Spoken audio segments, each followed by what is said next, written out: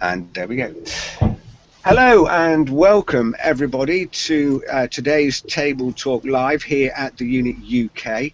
My name is Rick Timmis and I'm delighted that you've taken the time to come and join us today, where we're going to be talking about the various surveillance projects and state infrastructure that the European Union is deploying or is planning to deploy. And we're going to be asking the question today, is the EU building an Orwellian state?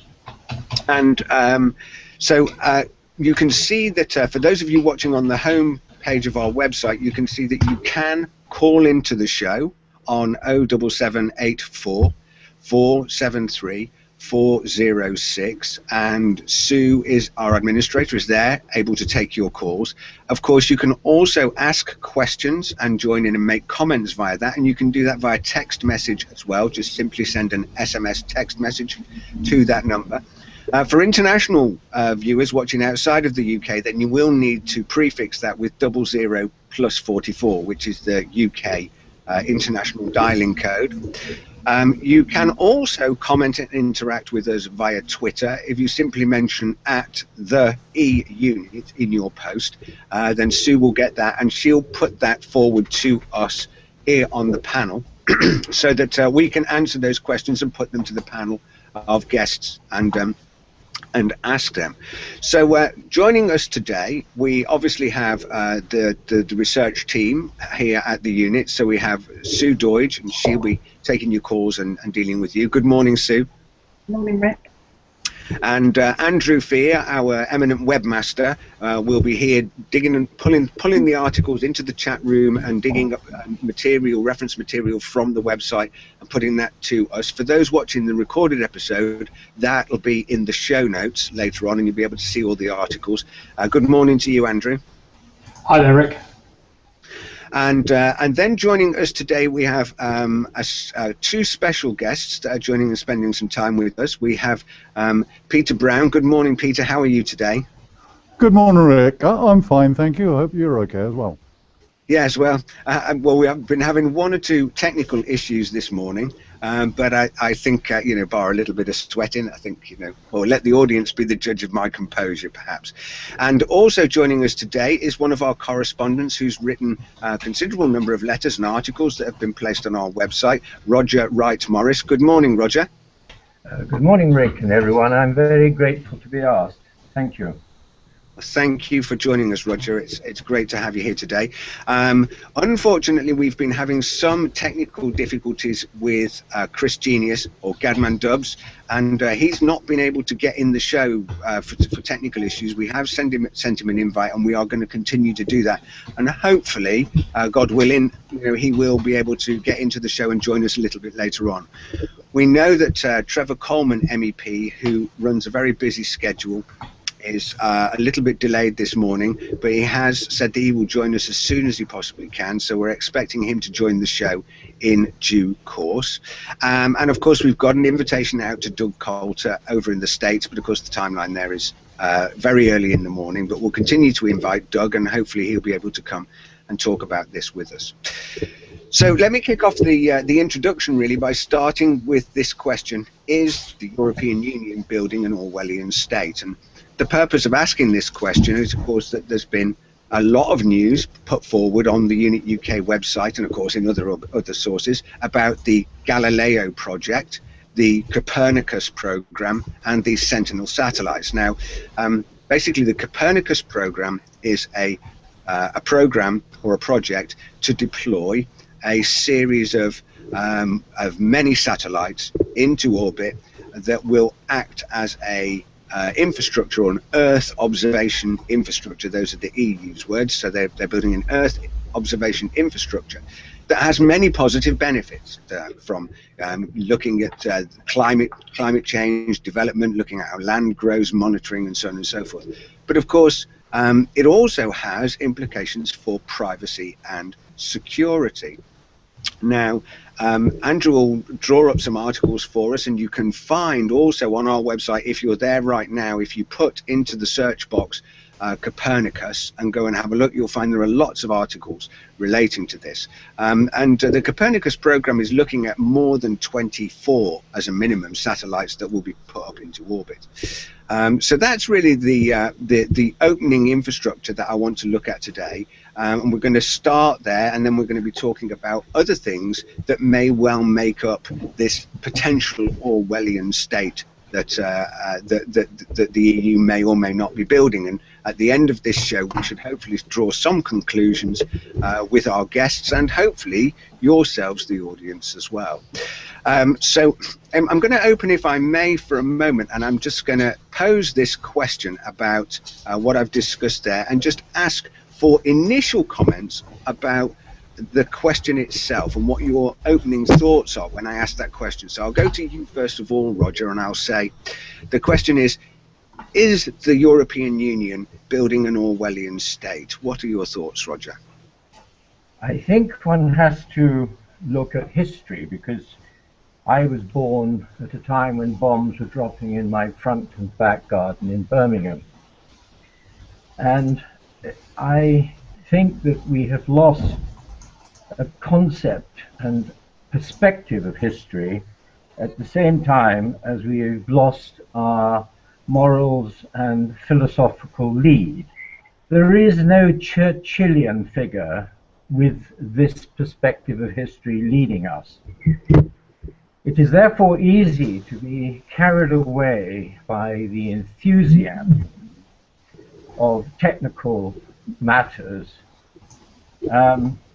and it's very difficult for a technical man to understand something when his salary depends upon him not understanding the repercussions of the matter in question.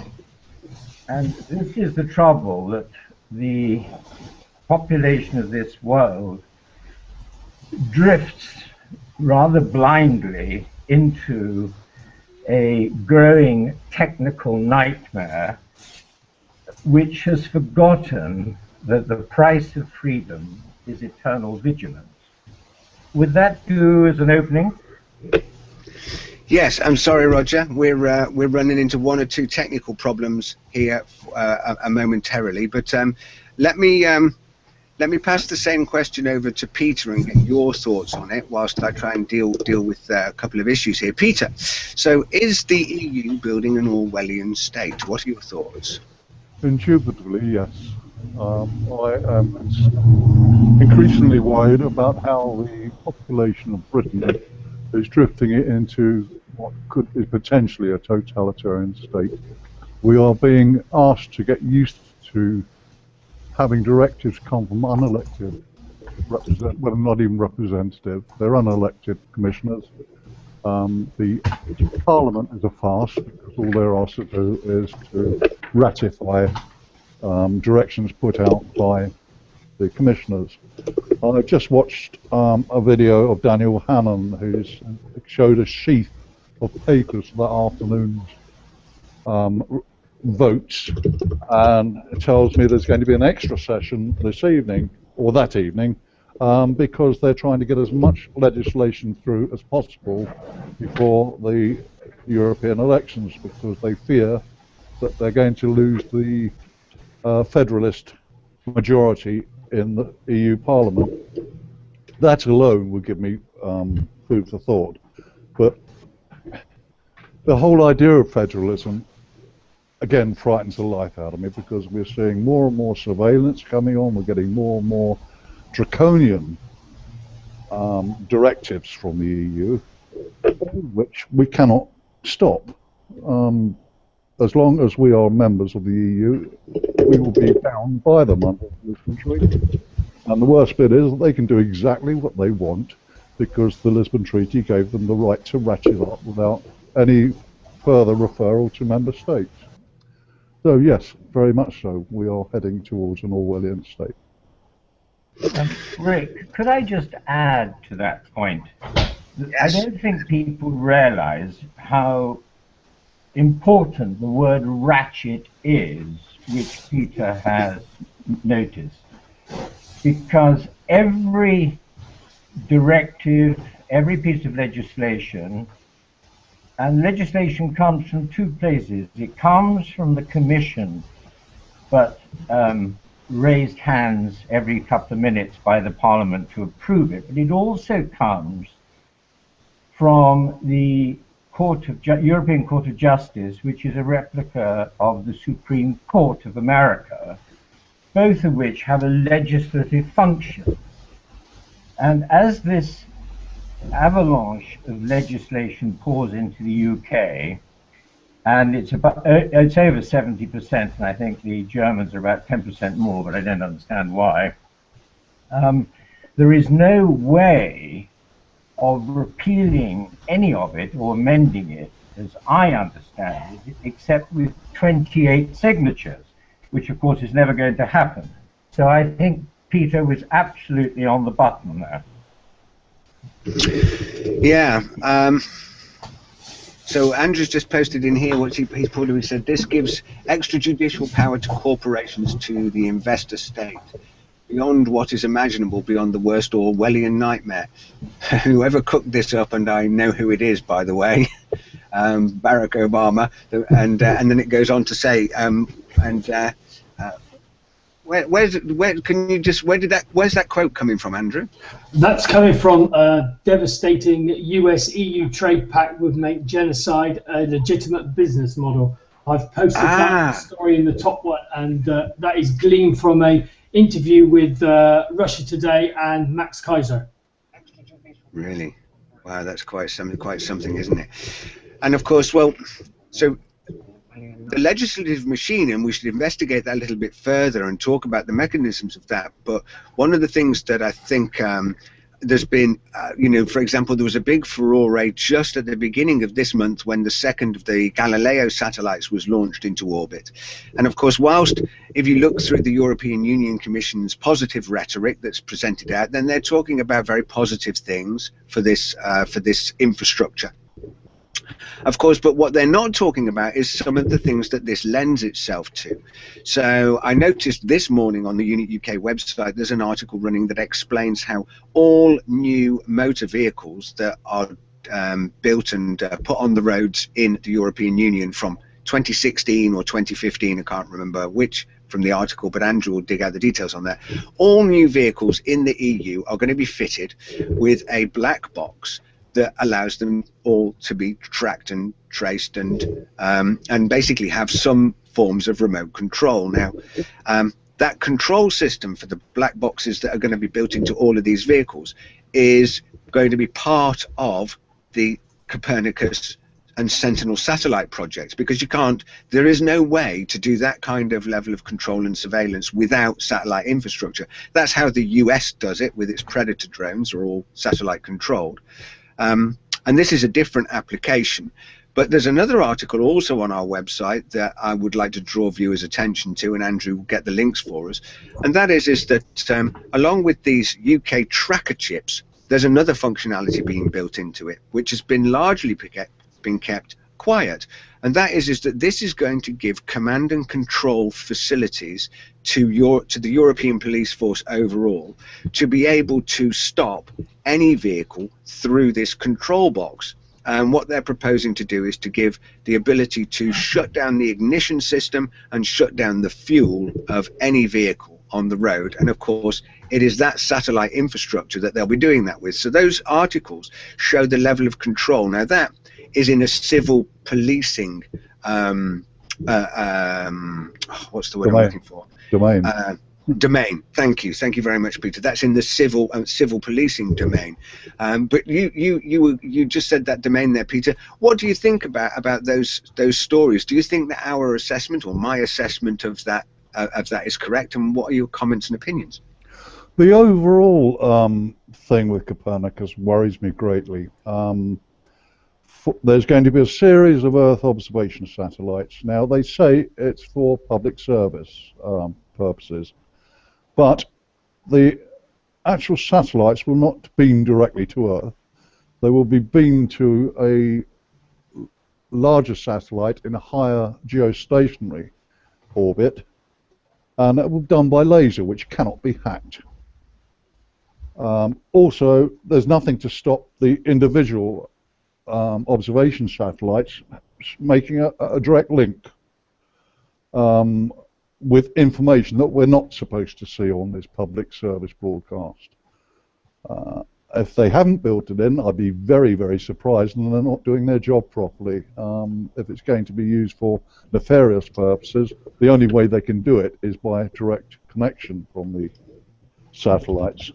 The thing that worries me, I watched a YouTube thing. It was an old American television talk show, and with particular emphasis on security and observation. And the point was made that memory is so cheap now, they can virtually record everything and keep it. So if one of these satellites locks onto a car, they can actually backtrack what it did for days beforehand, because they've got recordings up on their system. They can literally time-lapse the thing in reverse, if you like. A car in one given position, they can actually work back where it was 3, 4, 5 days ago, and that worries me. I mean, America's got a series of drones which are operating around 40,000 feet. And apparently there's 98, at the time of this broadcast, 98 government agents that are allowed to have these drones. So America is virtually covered, except for Chicago. Apparently the mayor there says you can't have the drones over the top of Chicago.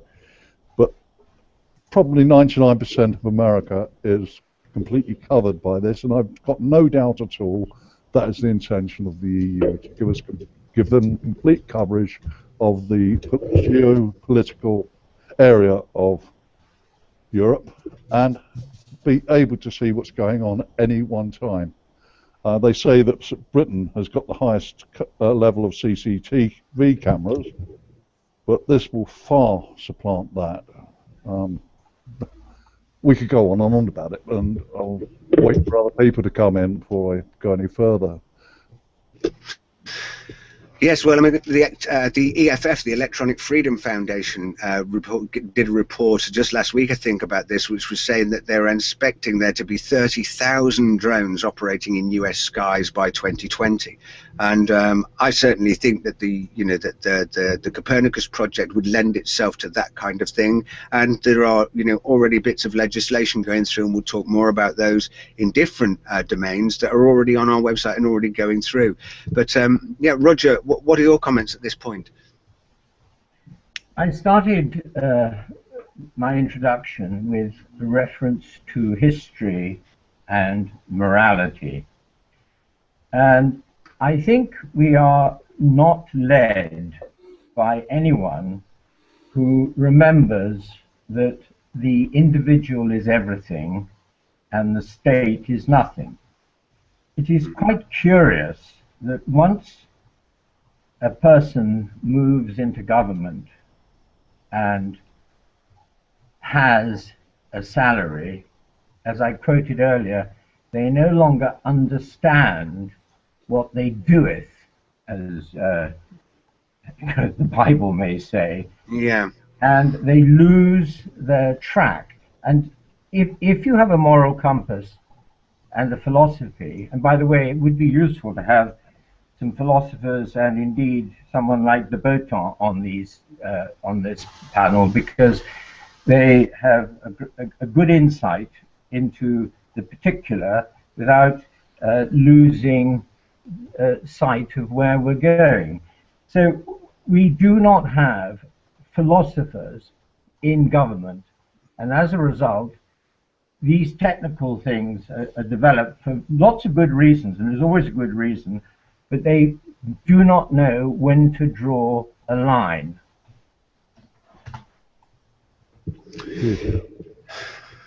Yeah, I think there is I think you make a really good point there, and my experience certainly seemed to be similar, which is this idea that that we work for the state, or that we're in a serfdom or subservient to the state, and I think that that's probably come about because the state has become so well, so statist, if you like. It's created so much bureaucracy, so much legislation, so much control over so many aspects of almost everything, that we end up feeling as though we're in somehow kind of all encompassed by it. And we have definitely, I think, lost that perception that in actual fact it's the other way around. The government has an obligation to us, the people, to follow our mandate, not that in reverse, and which of course is at the heart of democracy, I would say. The problem is that we're becoming conditioned now, as I said earlier, to receiving directives from unelected people. 5 years down the line, I honestly believe we'll be very much closer to federalisation.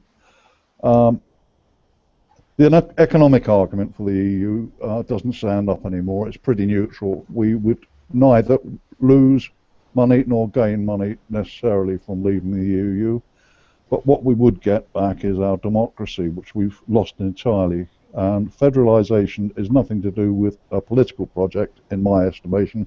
I believe it's going to become a plutocracy rather than a political dictatorship.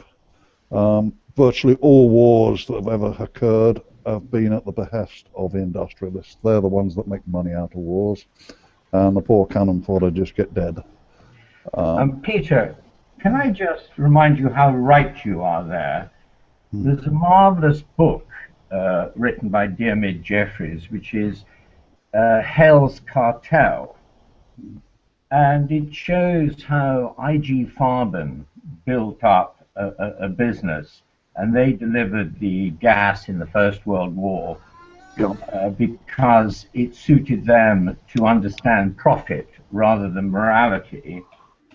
And this company grew with motives of avarice and profit, and became the inhuman vehicle for the ambition of Hitler and the Third Reich. And indeed, some of the senior members were, of course, on trial in Nuremberg in 1945, and I think they were quite amazed to realize what they had slowly found themselves doing by way of creeping, avaricious profit purposes. It just did not occur to them, did it? No. And Auschwitz, of course, was run as to half by I.G. Farben, trying to build their artificial rubber works, a Buna-Werk, and there, of course, something like 38,000 workers died just in the course of the construction of that factory, which never produced an ounce of Buna. Yes. So now, I'm just going to keep adding things into the mix really as we talk through this, and I'm going to add just another couple of facilities that we've reported on, so that people can start to get an idea of the scope and the domains that the Copernicus project reaches out to. And then what I'm going to do is I think that we ought to explore actually the legislative domain of this as well, and find out how the EU has managed to get itself from a common market trading centre to establishing a legislative prescript that allows it to construct this Copernicus surveillance platform. How has it been able to introduce those laws? And we can talk about that in a moment. But let me just add some more meat on the bone with regards to the functionality. So we reported about 2 years ago now about the RPA drones. Now these are part of the Common Agricultural Policy, and what had been happening was that with farming across Europe, many people were being paid to not farm the land. Under the Common Agricultural Policy, there was reforestation projects, there was set-aside projects where you effectively would leave the land fallow and redundant and be paid for doing nothing with it. Now, many farmers took this up as a way of supplementing income to their struggling industries. But what also started to happen, the EU found out, was that very often people might declare that land is set aside and then plough that land and go and use it. And so they began setting about a program of using remote-controlled drone surveillance, which these are basically like the little sort of fly-around things that you can buy as toys now, but slightly more expensive, with video screens in them and an operative that would go near the farm location and then fly these things over the trees, take some photographs, and then do an assessment of the land. Of course, what the Copernicus surveillance program enables you to do is it enables you to fly these drones, like they're proposing to do in the US, these 30,000 drones, and basically fly those over all of the agricultural land, surveilling it to find out what each farm is doing, to fly that overseas, of course, and find out what the fishermen are doing and look at the fish catches and so on and so forth, and to be able to do that without ever needing to deploy anybody on the ground, because of course you can do that all back to central control data centers through the Copernicus system. And Andrew's digging up lots and lots and lots of things. There are loads of articles there in the sideline if you want to look at those things that I've just talked about there.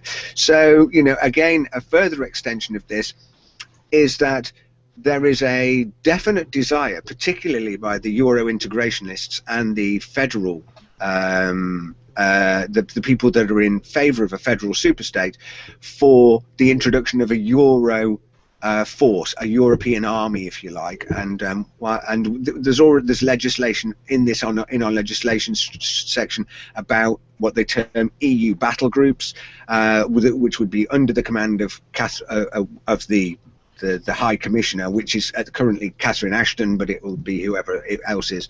And of course, that then means that with the Copernicus platform in place, we would have control and surveillance and tracking through vehicles, control and surveillance and tracking of agriculture, farm and fisheries, and of course control of any militarized drones that the European army would want to construct. So these are the kind of issues that are not being talked about by the mainstream media, that nothing from the EU Commission or EU Parliament is being reported on. But as hopefully if Doug Coulter joins us shortly, he'll be able to talk in more detail about the specific technicalities of this narrowband communication via laser that you were talking about, Peter. But we're talking about a very powerful infrastructure. Now, I've described that over time as a complete view. Let me throw that out to you, Roger, for your comments on what you think about a construct like that, and does that marry up with what you're seeing in the legislative domain? Rick, I think one gets confused with detail. I think all that detail is not important. What matters is the simplistic philosophical approach which I started with. If there is no balance, and if there is no feeling of proportionality, and if the people are distrusted, and those with suits feel the need for more power without respect for the individual, then it matters not. Power will continue to accumulate to the center and corrupt. The details are irrelevant. And the trouble with England, let alone Europe, is that it has lost its moral compass, its balance, its proportionality, its desire to implement duties and obligations, and less of the Blairite nonsense about rights. We are beginning to be a lost people. Okay, well, Trevor Coleman has arrived now. I'll come back to you in a second, Peter. Let me just welcome Trevor to the panel. Hello, Trevor. Thank you for joining us. I know that you've been very, very busy this morning with various things, so we are delighted that you've taken the time to join us. Thank you for being here. Thank you, Rick. Hello to everyone. Sorry I was late. But I was trying to get through the King Stainton bypass, which is now becoming almost like the M32. But never mind. King Stainton is a little village on the outskirts of Newton Abbot, for those of you who don't know. I just came in on the end of that last piece, and I understood from our conversations yesterday that we will be discussing, amongst other things, drones. Am I right or no? Yes, that's quite correct, Trevor. Yeah, we've been talking about drones and the Copernicus satellite program, which of course is what provides the space-based infrastructure for such for a European-wide drone surveillance or drone operation to be undertaken. And basically what I've been doing, as Roger rightly said, I've put a lot of detail out there about what Copernicus is and what its capabilities are likely to be. And we were just talking there about the agricultural drones that are being deployed by the RPA, and of course the ability to control cars, because that's up on our front page of the unituk.com today about these tracker chips that are going to be installed in all new EU cars. So that's a very quick update of where we've got to so far in this conversation, Trevor. Well, first of all, I'd like to second the comments that were made by the previous speaker about England and the English and what's relevant and what's not relevant. And I can come back to that later on if there's time. But I did a piece on drones. I'm trying to see when it was, back in July of 2013. And I wrote that the European Union is planning to own and operate spy drones and other equipment as part of a new intelligence and security agency under the control of Baroness Ashton. I was concerned about this because Manuel Barroso, you may recall, in his State of the Union address said, together, that's all of us as an amorphous blob in Europe, together we have the power and the scale to shape the world. Now these are megalomaniac statements as far as I'm concerned. And who gave him the right to shape the world? It does keep on coming back to this basic question of what is it that the public want? What is it that the nation that is Britain wants? We've never been asked that question, and they're pushing it further and further away. I'm amazed that our nation is putting up with this sleight of hand that's going on now. Even with the best will in the world, we're not going to get a referendum until 3 years' time, by which time God knows where we shall be. So I think we're at a critical stage now where either we're going to sit up and take notice and do something about it, or forever vanish, and we will indeed be the lost nation. I'll come back later on that. But anyway, I'm here. Okay. Well, thank you very much for that, Trevor. Let me just put this point out to Peter, and let's get some feedback from you so far. What are your thoughts on these points, Peter? Well, going back to the remark that Roger made about the lack of proportionality in this, what most people are overlooking is the formation of Europol, which was originally meant as a drug enforcement agency, but has now become a quasi-FBI in Europe. They don't have any powers of arrest. They are a technical backup system for all the police forces of Europe. That ostensibly, that can be changed at any time on the ratcheting clause. They could automatically bring in the Europol as an arresting force as well.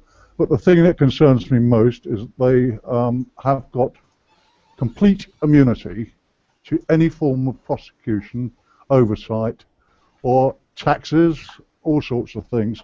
The only exemption is this doesn't apply if they're involved with a joint investigative team, because that was objected to at the time that they tried to push this lot through. But it really doesn't matter, because all Europol operatives carry diplomatic passports. They can get away with it wherever they are. And it greatly worries me that there's no accountability of a police force. They can do virtually anything they like, especially if they get the power of arrest. Well, Peter, that is a sure sign of the encroaching Fourth Reich, which has been galloping forward and which I am objecting to root and branch. But we have no politician with philosophy, moral or purposeful integrity running this country. And without somebody at the top, the electorate do not seem to be awake. How do we waken them up? UKIP is doing its best, but I've done my postal vote, and I was astonished to find there was another party campaign for an independent Britain. No, it was yet another one. And so your votes will be split in my little constituency. That's the idea, yes. But I honestly don't believe that our politicians actually understand what's going on. Some civil servants may, but the Foreign Office is very, very deeply Europhile, and so they're not going to advise politicians that actually what's going on in the background. They advise them on ways of putting forward the argument, but not what's actually going to the detriment of the people. I've just got an article here about Van Rompuy, for instance, last week made a radio interview with the Standard, and the headline is, Van Rompuy, if the public doesn't want EU expansion, we do it anyway. And I think that says in a nutshell the way the EU is going at the moment. And politicians do not understand it. They do not understand the intricacies, for instance, of the European arrest warrant. That is frightening. Last year, a guy was casted off to Greece, incarcerated for a year, and then sent home without charge. That's ludicrous. Let's just take a quick sanity check a moment then and see where we got to, because this is starting to get really interesting now, and I want to move the direction of the conversation a little bit to investigate some of these points. Okay. But I think for our viewer, for the people watching this, and at the moment we've got somewhere in the region of about 300 people watching live on the website. So if you, those people that are watching, if you can post, make some mention on Twitter. If you've got any questions or comments, then prefix those with @the-e-unit. Of course, those watching on the website, you can call in or text us via the telephone number there.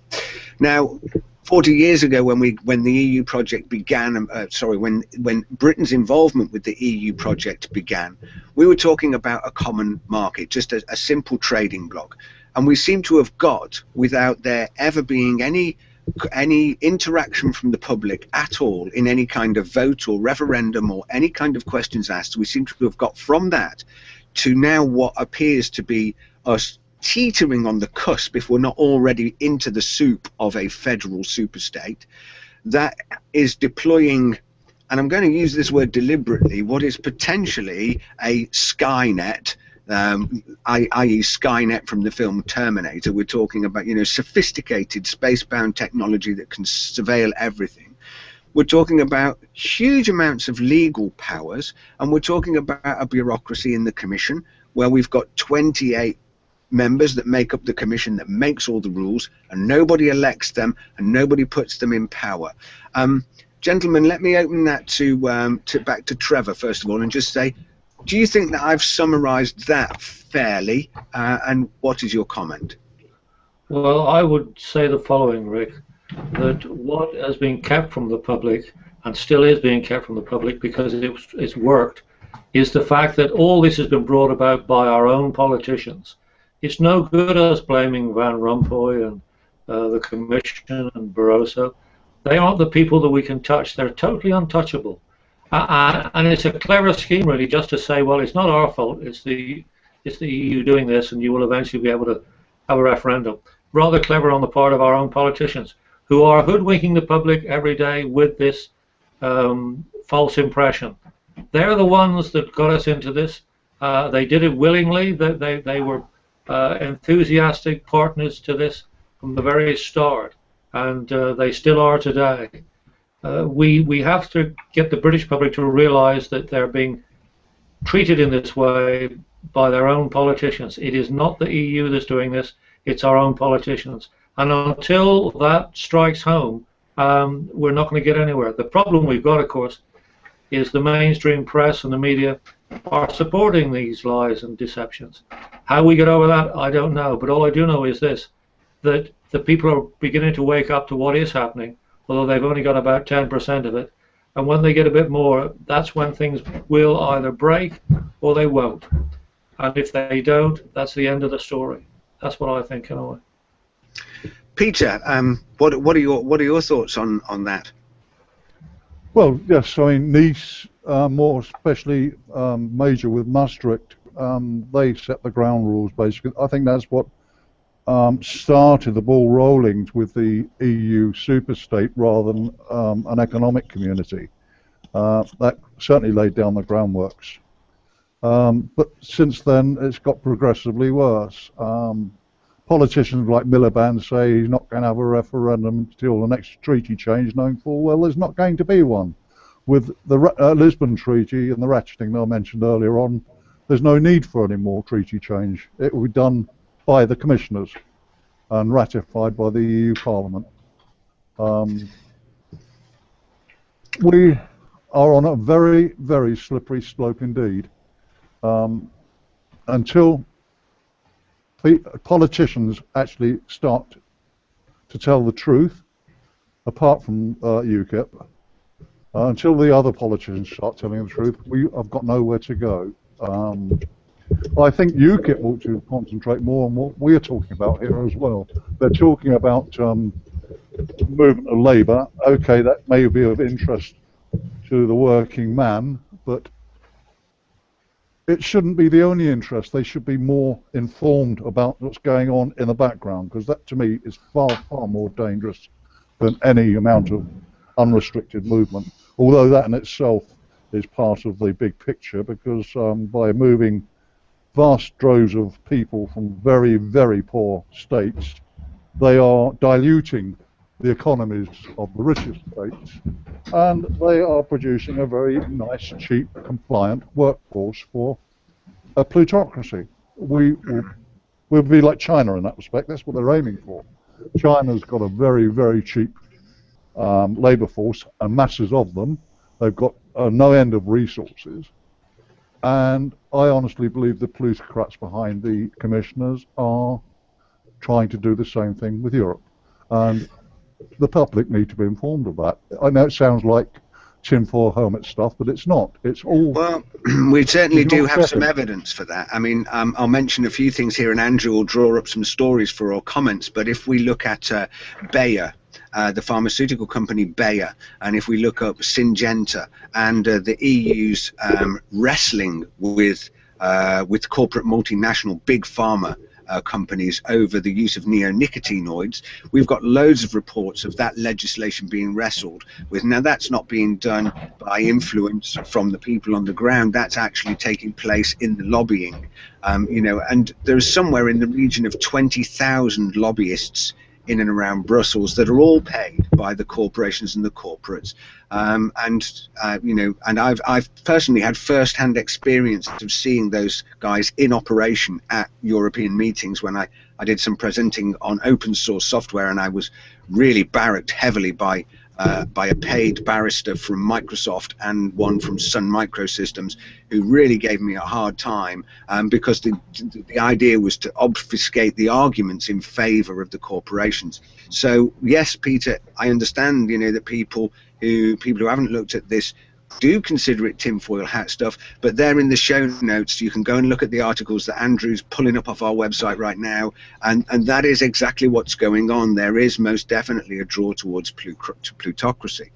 I'm just going to come to Roger for a comment, but just before I do that, I want to take us back a second where we talked about this idea that our politicians don't know what's going on, or maybe they're a bit foolish, or the Commonwealth Office or whatever.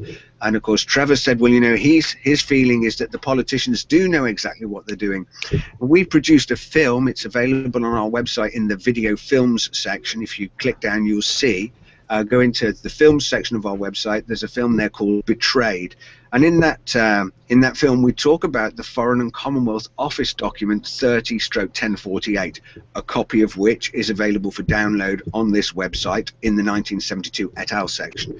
And in that document it says specifically, this was given to the government, UK government, in about 1971, and it says, there is an obligation on Her Majesty's government and all political parties not to exacerbate any unfavourable conditions back to the community. Effectively, the instruction from the FCO was that the politicians should hide this from the public. So I think we ought to be bringing to question this idea of political stupidity, because the politicians and parties in power, one would think that they would be briefed by the Commonwealth Office, and so with that written in hard copy on government paper, you know, perhaps what Trevor is saying is much more to the point, which this is much more deliberate. Roger, what do you think about those statements? I think that's spot on. Richard North, on the 17th of February 2002, wrote a paper about sovereignty in the European community, which picked up the treason prosecution that McWhirter wanted to bring against Heath and other cronies who were part of the treason cabal who brought about the suppression of the 1971 paper, which was entitled Sovereignty in the European Communities, which concluded absolutely clearly that the sovereignty of the UK was destined to disappear, and this was suppressed under the 30-year rule. But there's no difference between what Heath did and Theresa May and our present Prime Minister are doing now, because they, for 3 or 4 years, have been talking about curtailing immigration, including immigration from the EU, but either they're entirely ignorant, which we doubt, or they're downright liars because they have no authority or any power to do so. Oh. So it is again back to my moral and my philosophy and my principles, which I started with, that are missing in the Houses of Parliament at the moment. The second point was the UKIP one, Peter. When you have a new party, you've got to get the people's attention, and I think they've done that very well on the immigration.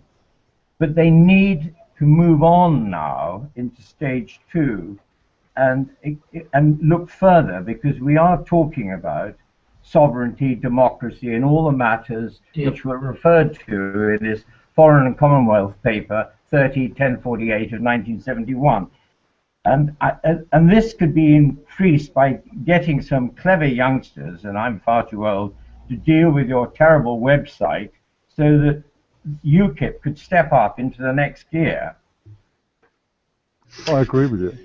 Yeah. So, well, let me just point this back in the direction, of course, of the the way the state and the way the UK politicians are moving, and let me just put that back to get some more comments from Trevor about those aspects that we just talked about. Trevor, what are your views at this point?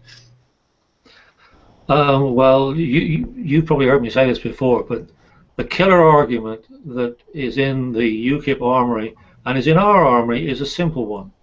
It's no good really arguing the toss about various initiatives by the EU. You can do that, but it's not going to get you anywhere, I don't believe, anyway. The rights or wrongs, for example, of drones, some people could make a very good argument that we should have drones for safety, others couldn't.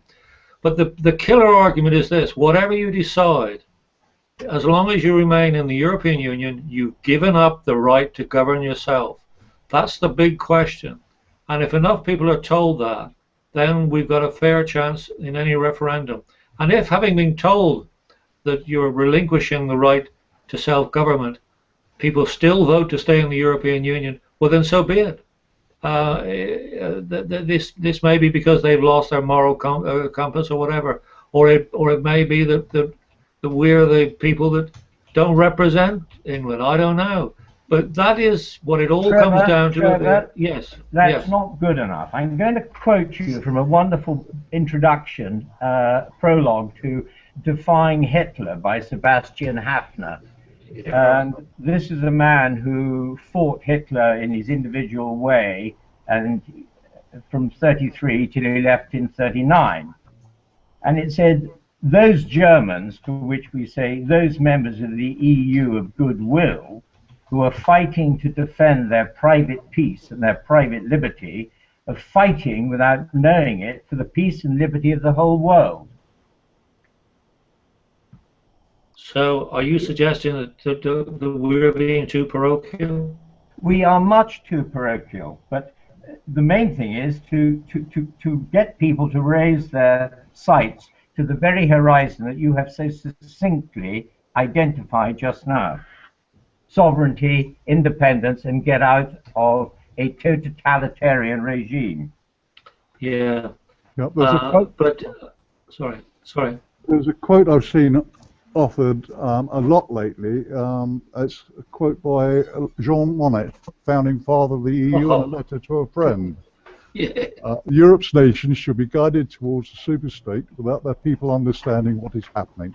This can be accomplished by successive steps, each disguised as having an economic purpose, but which will eventually and irreversibly lead to federation. There we have it. But will people understand and digest that? Let's take a look then. Let's take a look and see. I'm going to throw this question out to Trevor first of all, because I know that he's read this particular document largely back to front. But obviously John Brown signed the Lisbon Treaty, and there's been talk about treaty change, and we've mentioned here about the no requirement for treaty change. How close is the European Union to this federal superstate, which we can see that it's heading to, with the instantiation of that document, the Lisbon Treaty, Trevor? We're there. All the building blocks have been put in place. What we're doing at the moment is just playing around the edges. But as you heard with Nigel the other day when they were talking about the takeover AstraZeneca by the Pfizer group, on any questions, the other panelists were saying, well, we could do with some more power here, and then the government could decide. And Nigel said at the end of the day, you're telling lies. There is nothing our politicians can do in relation to AstraZeneca. It is to be decided by the EU Commission. And so many things are being done like that now that we are virtually there. All they want now is either to drop the obligation to give us a referendum or hold a referendum in such a way they're going to win it. We are just an irritant. And if they can just sort out us, the whole thing will go ahead, except, of course, that it's beginning to collapse in on itself, because that will happen, as we know. But we don't want to be around when that happens. But to answer your question, the European superstate is virtually there. Roger, what do you think about that Lisbon Treaty? Where do you think that do you concur with Trevor? Well, I do, but I think we are absolutely there. We have no opportunity whatsoever of changing this Mollet-designed totalitarian regime, where we have unelected, unknown, unaccountable commissioners who are put in place by the Council of Ministers and who initiate legislation, and where the Parliament, people don't realize in this country that the Parliament of Europe does nothing except have 2, maximum 3-minute addresses of no meaning whatsoever, and put their hand up during the block voting. And because it's block voting, the majority is inevitably in the centre. So there's never a chance of anyone with any originality getting a block together. So that's one reason which, of course, the UK doesn't have any influence in the European Parliament. But there's one thing that worries me. I can't find the authority for the proposition, and I'm absolutely sure I found it once, that the Lisbon Treaty signed by Brown committed sterling to guarantee the solvency and integrity of the euro. Can you help me on that, Trevor? I can't. It rings a bell. The only thing that I remember in the Lisbon Treaty about the euro is that it redefines the fact that the currency of the union, as it's now called, shall be the euro. But I'd be interested as well if you can find that power. Very interested indeed. Well, let me just throw that at Peter, actually, because we had a conversation a little while ago about something called the ESM, the European Stability Mechanism. But I also know that we also wanted to talk about the Lisbon Treaty and some other things. So Peter, you know, what's your take on the Lisbon Treaty? What other information have you got you can add into the mix for us? Well, just following on from the ESM alone, Article 32 again gives them complete immunity from any wrongdoing whatsoever, complete immunity from any form of oversight. The only people that can allow anyone to be prosecuted is the senior management of the ESM, which they're not allowed to do. Article 32 of the ESM, if anyone wants to look it up, will give you the full details of their immunities. It doesn't stop there. I know that we've got, Andrew will pull this up for us. We've got a video in our video library on the ESM, and you're absolutely right in the concern about immunity. Not only, in fact, they used a very specific word, the word inviolability, which means untouchable, means you simply can't even go and ask questions. And that was to all directors of the ESM, all board members. Interestingly, the ESM doesn't even have, isn't really even capitalized. It's created as a company limited by guarantee, and its guarantors are the member state nation states. But in its memorandums and articles, it gave itself the power to be able to call upon the shareholders for any amount of funding, and each member shareholder has essentially 7 days within which to pay up into the ESM mechanism, and there's no appeal, no recourse. It is an incredibly powerful piece of legislation, the ESM. But what's your take on the Lisbon Treaty as well? I mean, do you agree with that? Do you think that with that document we are indeed there, that we've constructed this EU superstate? It's a very, very long document. The Lisbon Treaty was actually signed. It was a sheath about 1.5 inches thick of papers that the signatories were given, but that was heavily redacted. Sorry, I've got to get the word redacted. They didn't see most of it. There's a lot of other legislation that's going through that the MEPs do not get to see either, certainly at the voting time.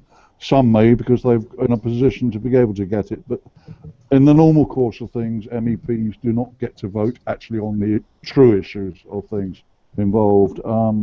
We touched at the last table talk about the ratcheting up of the amendments to the Charter of Fundamental Rights. That, I understand, was put up for signature as a footnote to a footnote, and yet it's got very, very far-reaching threats to anybody's liberty and life, for that matter. Rick, how much time do we have? Well, we're running quite well. We are running a little bit over, but we did start a little bit late. Could I put a point to Trevor? Would that be permissible? Well, if you give me one moment, because I just want to draw down on this thing that Peter mentioned here about this, the Charter of Fundamental Rights. I think what we're talking about there is this document, the convention_ENG. I'll put this in the chat notes, convention_ENG.pdf, which is available on Google from the Commission's own website. And there are some. Now, tell us how that came about, how that got into law, Peter. Yeah, well, the Charter for Fundamental Rights has been round since about 1947. It was actually enacted in 1948. Unfortunately, not many countries actually signed up for it. When the Lisbon Treaty was put up, it was incorporated into the Lisbon Treaty in a modified form to suit the current legislation of the Lisbon Treaty. Which means it's put the Charter of Fundamental Rights into European law, which we're all subjected to. But that was signed, the Lisbon Treaty was signed in December 2009. In April 2010, just 4 months after the signature, it was announced that there would be some amendments which actually came into force on the 1st of June 2010. And I'll read it. It applies to Article 2, the right to life. Everyone's right to life should be protected by law. No one should be deprived of his life intentionally, save in the execution of a sentence of a court following his conviction of a crime for which the penalty is provided by law. 2. Deprivation of life shall not be regarded as inflicted in contravention of this article when it results from the use of force which is no more than absolutely necessary. A. In defence of any person from unlawful violence. B. In order to effect a lawful arrest or to prevent the escape of a person lawfully detained. Or C. In action lawfully taken for the purpose of quelling a right of insurrection.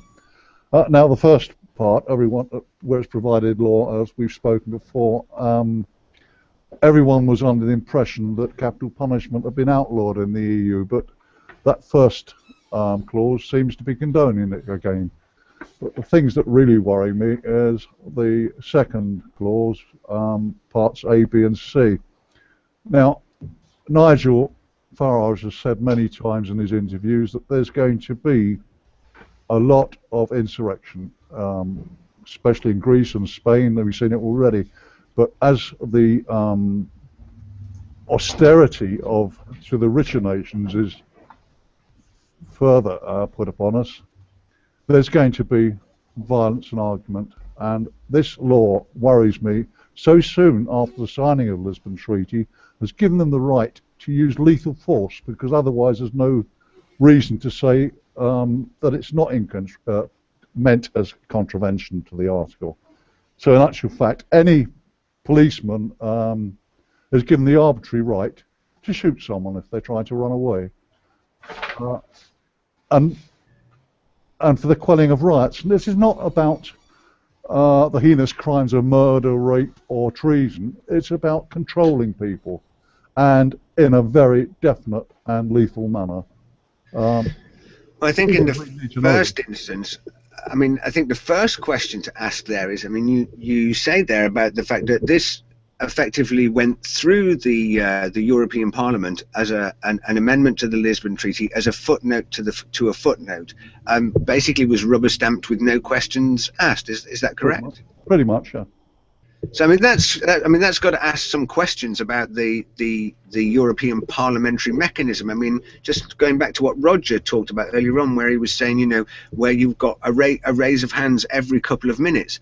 I know I was reading a book recently where it said that I think it was in 1 hour, 230 something odd pieces of legislation were voted upon and ratified in the European Parliament back along, and that kind of voting mechanism happens quite regularly. Is that correct? Can you tell us a little bit more about the way the Parliament operates, Trevor? Is this usual for things to just wander through unsupervised? You've understated the case. It doesn't take 2 minutes to deal with a couple of pieces of legislation. We were usually given about an hour to vote, and during the course of that hour we will vote on anything up to 200 pieces of legislation, mainly amendments, but some of it is the actual act in section itself.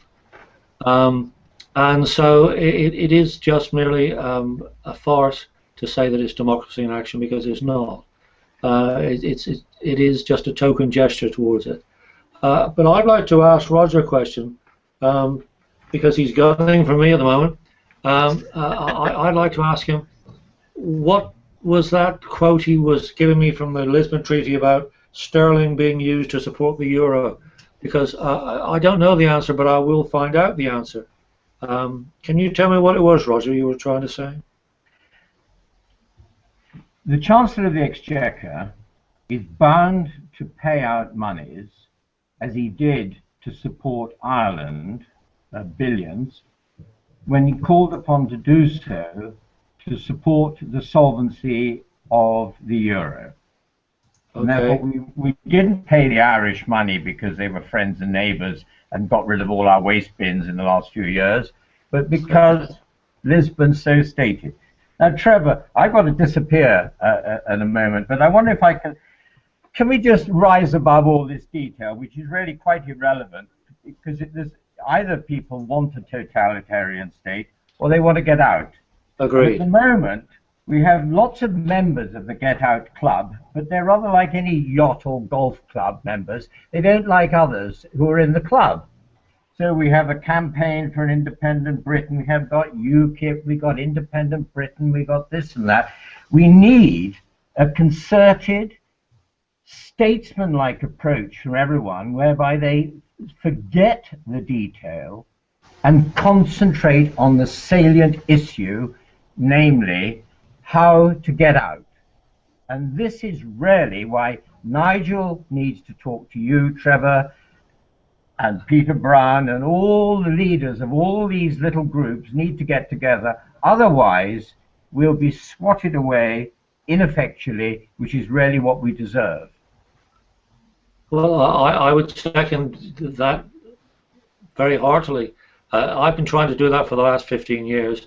It's a bit like herding cats. But you are right. If we did that, we would be a potent weapon. Well, indeed. Peter, would you please send Nigel the appropriate email and copy us all to show that you're carrying the ball up the field towards the goalpost? Yeah, I don't think that would be happily received by I don't mind. The point about integrity is that you do not mind bruises and blood. You have to take the pain. No gain. Believe me, Roger, I'm a very small cog in the wheel. I'm only a branch member. But I have, on one or two issues, stepped on the toes of headquarters. Good. So I'm definitely Listen, not... I've got to leave. But may I leave you with the final quotation? The price of freedom is eternal vigilance, and if every cog, every Peter Brown in every wheel does not turn, then you deserve the trouble that we all are going to get. Touche. Hear, hear. I agree. I'm not in the least bit frightened, but good. Well, I don't want to be finding myself in a position where I don't have a voice.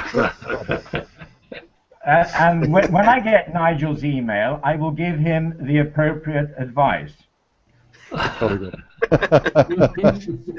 Gentlemen, it's been lovely to have the pleasure of your cerebral company, and I wonder if I may bow out at this moment. And how do I do that? Roger, it's been fantastic that you've been able to join us today, and I've certainly really enjoyed your input, and I'm certain that the audience have too. I'd be delighted if you'd be willing to join us again. Would you do that? Only if I have something intelligent to say. Fantastic. And to leave us, all you need to do is simply point your mouse at the screen. You'll see a oblong appear at the top, and there's a red telephone there. Hit the red telephone, and you shall be gone. Thank you, one and all. Goodbye. Thank you very much, Roger. Bye, Roger. Thanks, Roger. Bye-bye. So, well, we are indeed running out of time on this particular question. So let me take this back to the question in hand that we started with, and say, and we'll put that together in brief. So, for our final parting summaries, then, let's take a view of the question. Is the EU building an Orwellian state? What's our final position on this? Let's go to you first, Peter. Well, I think this discussion has pretty much proved that it has. We've already got an Orwellian state. The legislation that's going on that people don't know about has already set the ground rules for a federal Europe. And as both Roger and Trevor have said, we can't get out of it unless we get out of the EU altogether. There's no backtracking. The EU will not repeal any legislation that it's made. It's done for a purpose. It's all stepping blocks to full federalisation, to the point where they actually call it one. We're there already. There's not much we can do until our treacherous politicians in Westminster give us the right to decide on a totally important constitutional matter. They should never have got this far without going to the people. The three mainstays of our constitution are the Queen and the two Westminster houses, but they seem to have hijacked both the two houses, and they're running it pretty much as a gentleman's club, because they won't be affected. It'll be the poor man at the bottom that's going to get it in the neck. He's the one that's going to find the austerity for the rest of his life, and for his children and grandchildren. And until we can get out of it, we're there, and we're stuck with it. People have got to realise this, and the only way to do that is in 2015 to get rid of the established parties and get someone in there that's prepared to pull us out. End of story. Thank you. Thanks very much for that, Peter. Trevor, what are your final remarks and thoughts then? Is the EU building an Orwellian state? Yes, it is, and it always intended to. And as I've said earlier on in this program, our own politicians were complicit in setting the foundations for this, and by their deceit and lies, they wheedled us into it into the early 70s, knowing full well that if the British public knew the truth, it would have want nothing to do with this. Yes, it is an Orwellian state, but I do believe that it has within itself the power, the seeds of its own destruction. I don't think the single currency will last. I think that will be the trigger, or some minor detail will create a ruckus, and we shall see within the next 5 years this construct disappear. But it could be very, very painful, and we need to be out before that happens. But if we can get out before that happens, then I believe we can lead a peaceful parade away from this.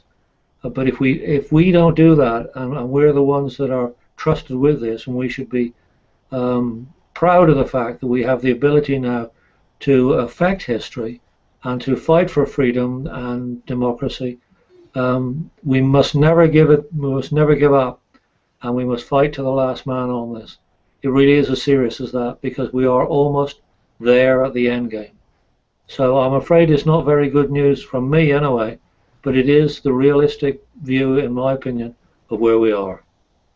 Trevor, thank you very much, and of course thank you to Peter and our other guests today, and of course most importantly thank you to you for joining us here on the website. I know that we did have some technical problems early on with the video and with some of the new technology, and for those of you that receive our emails, you'll know that this is a very new medium. We're really cutting the edge of this of the Google Hangouts medium for broadcasting these live shows to you. So bear with us as we work towards making these as professional and polished as we possibly can. We do get some teething problems, but great to have all of you spending time with us today.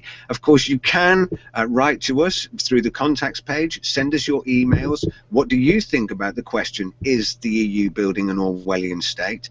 And of course, we'll be back again in a fortnight's time for another round of table talk, where we'll have more guests and more discussion about these kinds of topics, all related around information and news from the European Union.